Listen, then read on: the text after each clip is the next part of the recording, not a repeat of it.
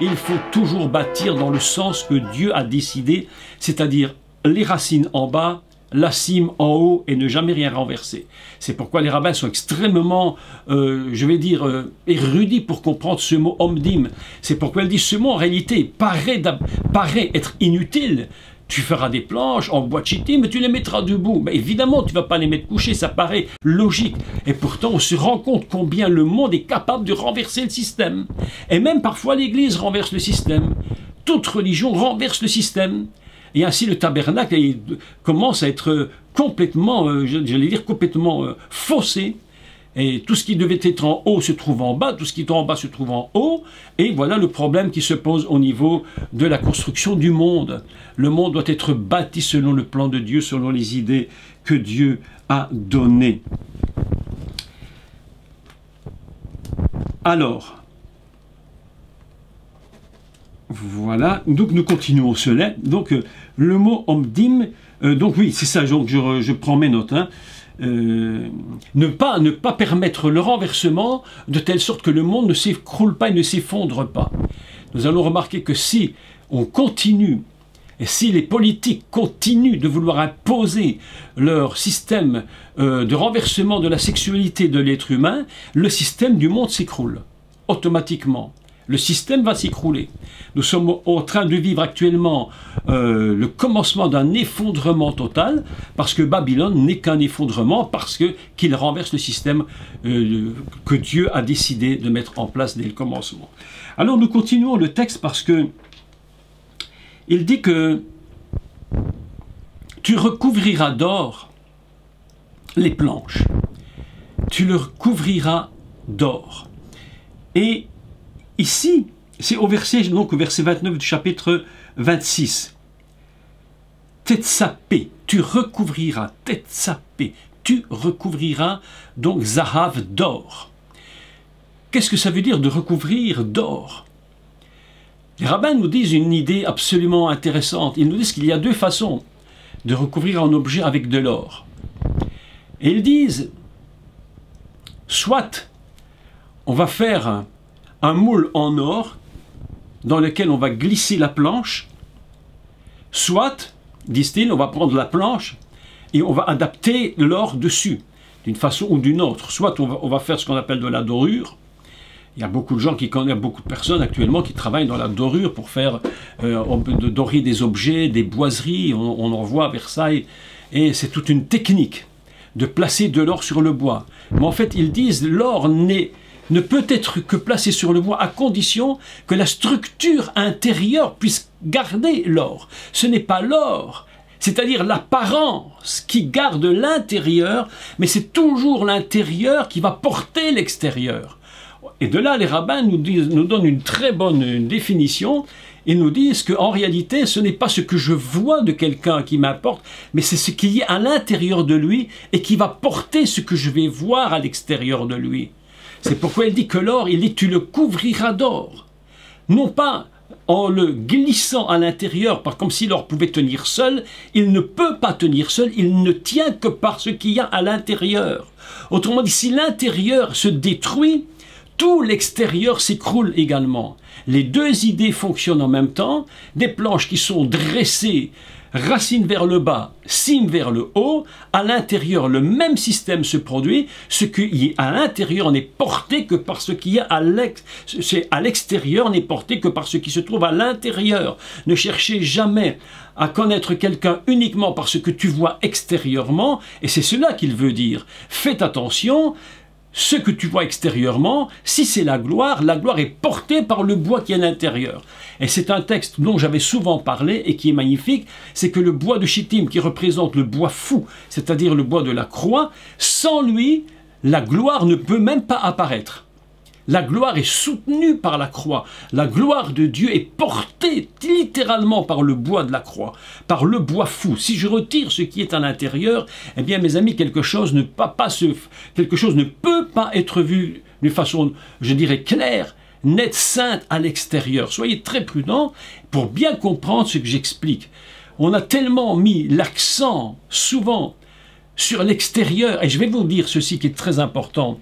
Vous Vous savez, il y a deux temples à Jérusalem, deux temples. Le premier temple du roi Salomon, enfin de David, qui était construit par Salomon, était d'une splendeur extrême. Mais lorsque l'intérieur, c'est-à-dire lorsque le péché est rentré dans l'intérieur, eh bien tout s'est écroulé. Même le temple a disparu, même le temple a été perdu.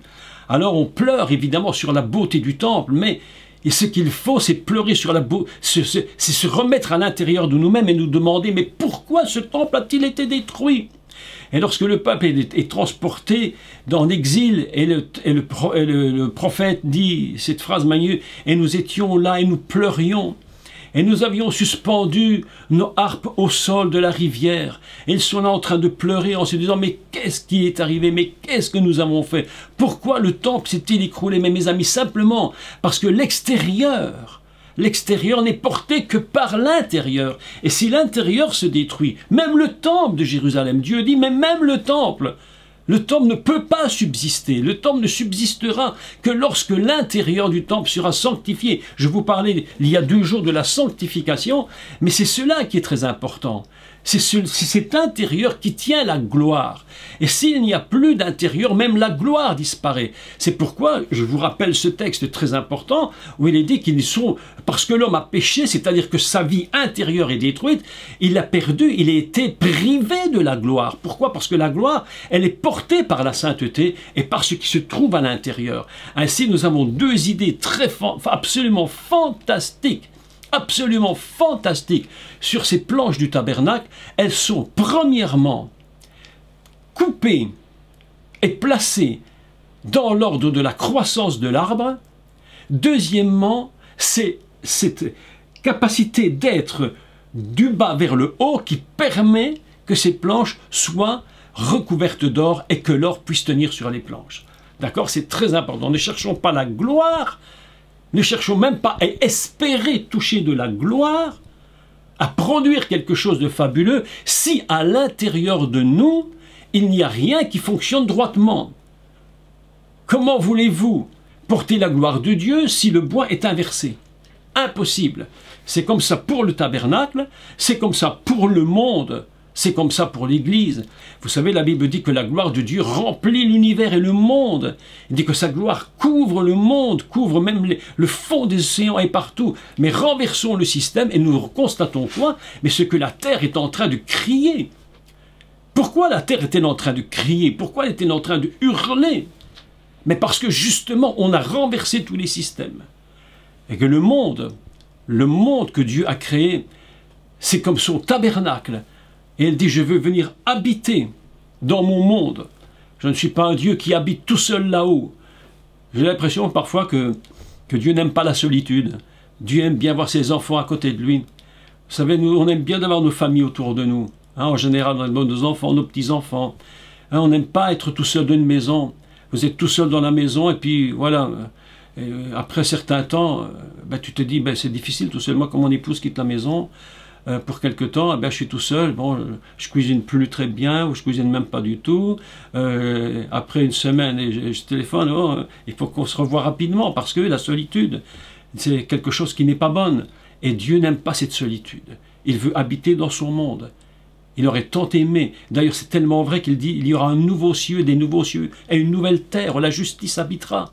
C'est-à-dire que toute la gloire de Dieu sera présente dans ce nouveau ciel, dans cette nouvelle terre. Nous serons tous en train de porter par la croix du Messie. Toute cette gloire sera sur nous et nous porterons tout cela ensemble dans une unité absolument extraordinaire. Mais voilà que je voudrais vous parler maintenant de quelque chose d'absolument formidable. Écoutez bien parce que ce texte-ci est absolument magnifique. Nous allons lire ensemble un texte pour clôturer. Et ce texte-là, il est dans le livre de Actes des Apôtres.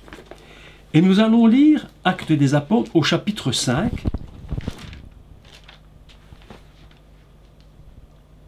Et au verset 33. Et vous allez découvrir une chose absolument formidable. Je vous avais dit, il y a quelques minutes, de bien écrire la gématria, n'est-ce pas, de omdim, donc la racine omdim, donc, un mode qui était de 114. Donc vous avez bien retenu 114.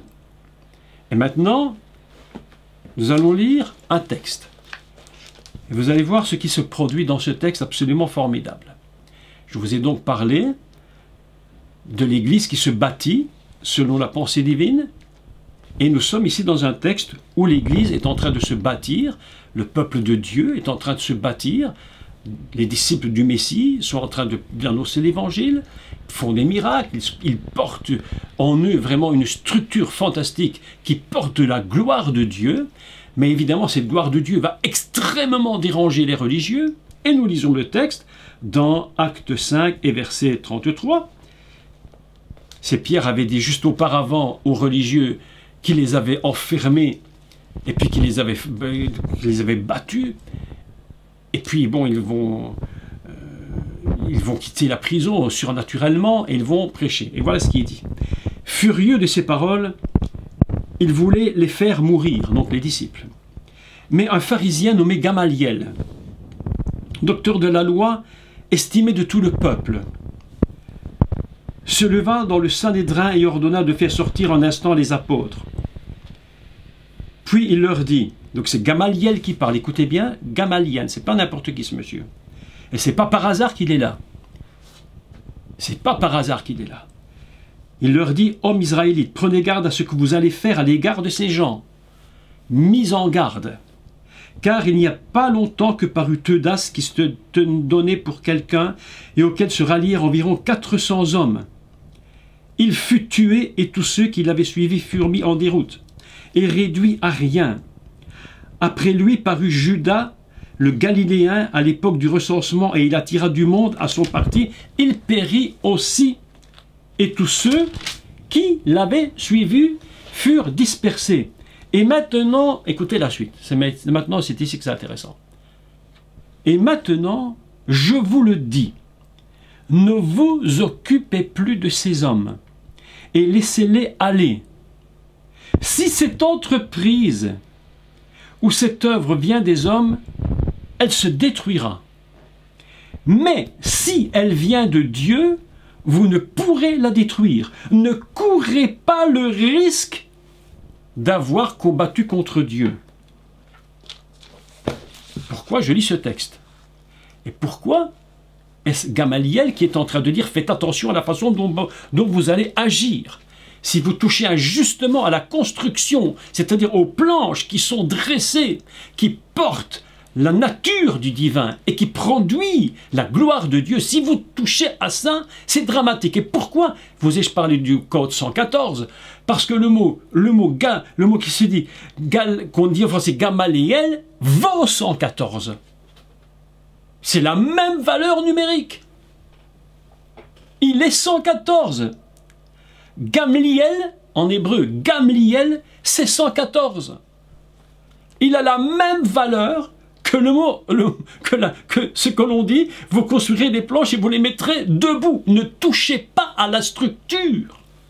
Et c'est moi, Gamaliel, qui vous le dit, il est 114, comme la racine de Omdim 114. C'est pourquoi ce personnage arrive dans l'histoire pas n'importe comment et pas à n'importe quel moment. Est-ce que vous comprenez ce texte? Absolument. Il leur dit, mais faites attention de ne pas toucher à l'œuvre de Dieu, parce que vous risquez de combattre Dieu. Absolument, mais absolument extraordinaire. Le mot Gamliel est construit sur deux mots hébreux. Je vous donne les deux mots hébreux. Les premières trois consonnes, qui est la première racine d'un mot, c'est gamol, gimel, med, mem, lamed. Je répète, gimel, mem, lamed. D'accord? Et ce mot, cette racine signifie combler de bienfaits, combler des bienfaits de l'Éternel. Puisqu'il y a le deuxième mot qui est El de Elohim. Donc nous avons Gamliel. celui qui est comble des bienfaits de l'Éternel. Ce qu'on peut traduire aussi par la récompense divine. Faites attention, parce que se tenir debout dans l'ordre que Dieu a décidé, mes amis, c'est se tenir debout selon Dieu. Mais si tu viens et tu t'opposes, et c'est ce qu'il leur dit, faites attention de ne pas vous opposer. Parce que si tu touches et si tu renverses les planches du tabernacle, mais tout va s'écrouler. Et je crois que là, cet homme, Gamliel, a eu vraiment, rien que son nom, il était obligé de se trouver dans cette histoire. Pour bien nous dire, attention, si tu touches injustement à la construction du monde, si tu touches injustement à la construction du Mishkan, eh bien la récompense divine va s'écrouler, elle va disparaître. Signifie la racine, gamol signifie également témoigner de la reconnaissance divine, témoigner sa reconnaissance envers Dieu. Et Dieu nous donne de la reconnaissance. Si je l'honore, mon Père m'honorera. Et le Messie dit, comme j'honore mon Père m'honore. Et vous comprenez ces textes. La capacité du Messie, qui est lui-même le Mishkan de Dieu sur cette terre en Israël, il est en train de dire, j'honore mon Père, donc mon Père m'honore. Si la gloire est portée, c'est parce que je suis moi construit selon ce que le Père voulait que je sois. Ainsi, dans ce texte des apôtres, alors là, quelque chose est absolument fantastique. Lorsque j'ai calculé, ce texte vient à mon esprit, je me dis, mais c'est surprenant de garder cette structure. Mais lorsque je calcule la valeur du nom de ce monsieur, je me suis dit, mais c'est absolument impressionnant. 114. Que l'homme ne détruise pas ce que Dieu a construit. D'ailleurs, 114, c'est réduit, c'est 6. Valeur du jour de l'Adam, où l'homme apparaît sur cette terre. Absolument fantastique. C'est pourquoi, dans un texte comme celui-là aujourd'hui, en quelques minutes, nous avons expliqué les choses, tout simplement. C'est pourquoi je dis que vous vous rendez bien compte qu'on pourrait évidemment encore développer le thème, mais à n'en pas finir, tellement c'est impressionnant. Donc les 3 grandes idées qui se dégagent dans un texte comme celui-ci, sur un simple mot de la Torah. Lorsqu'il dit Omdim, un simple mot, Omdim, tu les mettras debout, mais c'est tout un enseignement. Et je dis, et comme disaient les rabbins, le rabbin, en réalité ce mot paraît inutile, mais en finalité, c'est probablement le mot le plus utile de tout le texte. Le mot le plus utile, parce que sans lui, on ne saurait même pas comment construire le tabernacle. On ferait du tout et du n'importe quoi. Il faut expliquer vraiment comment ces planches ont été construites. Elles mesurent 10 amas de haut, 10 valeurs divines. Comme si Dieu nous disait, attention, mon tabernacle est très important parce qu'il touche le ciel. 10, la valeur divine de 1, de l'Echad, il touche, le Aleph, il est là-haut, il touche. Aujourd'hui, quelque chose de très important que nous devons toujours bien comprendre, c'est qu'aujourd'hui le tabernacle a disparu, le temple n'est plus là, le tabernacle on ne le retrouvera dans sa structure originelle jamais tel qu'il a été, bien sûr, avec les matériaux de l'époque, tel qu'il était à ce moment-là, il a disparu, mais une chose est certaine, c'est qu'il est impossible que l'esprit disparaisse. L'esprit du tabernacle, il est éternel. Les planches du tabernacle sont des planches d'éternité. Ce ne sont pas des planches de temporalité. Tu peux les voir disparaître sur cette terre, mais l'esprit qui contient le Mishkan, il est éternel. Tu ne pourras jamais, jamais et jamais faire disparaître cet esprit. La Bible nous dit, tout passera, la terre, tout passera, mais mes paroles ne disparaîtront jamais. C'est ça qui est très important de comprendre dans cette explication du tabernacle. Vous voyez qu'on peut toujours comprendre quelque chose en plus, et c'est pourquoi je vous encourage vraiment, à ceux qui aiment étudier de l'hébreu, de fouiller, chercher, n'abandonnez jamais, n'abandonnez pas, recommencez. Si vous êtes bloqué devant une porte qui ne veut pas s'ouvrir, ne vous découragez pas, prenez un autre chemin. Si vous êtes dans le labyrinthe, se ferme à un endroit, prenez une autre direction, mais un jour vous allez comprendre la chose que vous vouliez comprendre. Mais soyez persévérants dans la recherche. Essayez de comprendre tout ce que Dieu nous dit. Parce que tout ce qu'il enseigne, c'est pour notre instruction. C'est afin que nous comprenions comment nous devons nous bâtir nous-mêmes. Autrement dit, je clôture. Je vais clôturer maintenant. Soyons bâtis comme Dieu voulait que nous le soyons. Dans l'ordre où Dieu nous a créés. Bâtis, conçus, faits, sortis. Racine vers le bas, la cime vers le haut. Vous imaginez si nous décidions stupidement de faire le contraire de ce que Dieu nous dit et que nous marchions tout le temps la tête vers le bas en marchant sur les mains et les pieds en l'air. Imaginez un monde où tout le monde marche sur les mains et les pieds en l'air. Quelle folie! Pourquoi c'est impossible? Parce que la nature nous dit c'est impossible. Tu n'es pas fait pour. Donc première leçon, bâtissons-nous, racine vers le bas, selon le sens de la construction. Deuxièmement, c'est à l'intérieur, et l'extérieur ne dépend que de l'intérieur. La gloire est portée. La gloire est portée parce que nous sommes à l'intérieur. Les gens ne savent pas quelle est votre vie de prière. Ils ne savent pas quelle est votre communion avec Dieu. Ils ne savent pas ces choses. Pour eux, c'est impossible de le savoir. Mais il faut qu'à l'extérieur, ils voient qui vous êtes. À l'intérieur. Et troisième chose, et je clôture par celle-là, faisons attention de ne pas détruire l'œuvre de Dieu parce que nous ne comprenons pas toujours ce qui se passe dans cette œuvre. Vous savez, Dieu fait des choses étranges parfois. Parfois, les gens m'écrivent et me disent « Vous dites ça, on ne comprend pas, c'est bizarre, non, c'est pas possible. » Quelqu'un me disait l'autre jour « Tu as dit ça, mais c'est impossible. » Alors je lui ai répondu sur le YouTube, là, sur le chat, je lui ai répondu.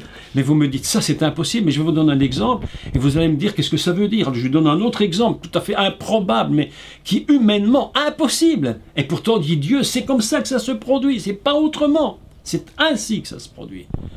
Mais ça dépasse l'imagination humaine.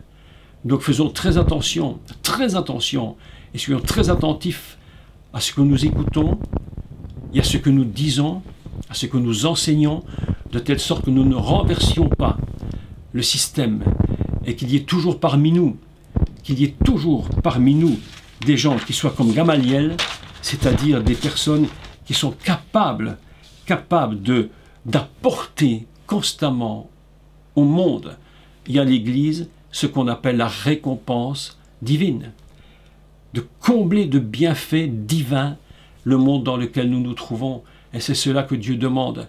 C'est pourquoi le texte d'Exode, je suis certain que vous allez lire Exode 26 et Acte 7, Acte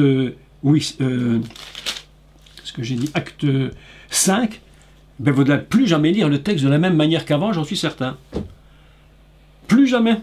À chaque fois, vous allez lire Gamaliel, vous allez voir ça, vous allez dire, mais qu'est-ce que c'est que cette histoire? Et à chaque fois que vous allez le lire, vous allez faire un retour vers Shemot 26, et vous allez dire, mais là, c'est quelque chose d'absolument extraordinaire. Et voilà ce que je voulais vous dire en quelques mots aujourd'hui.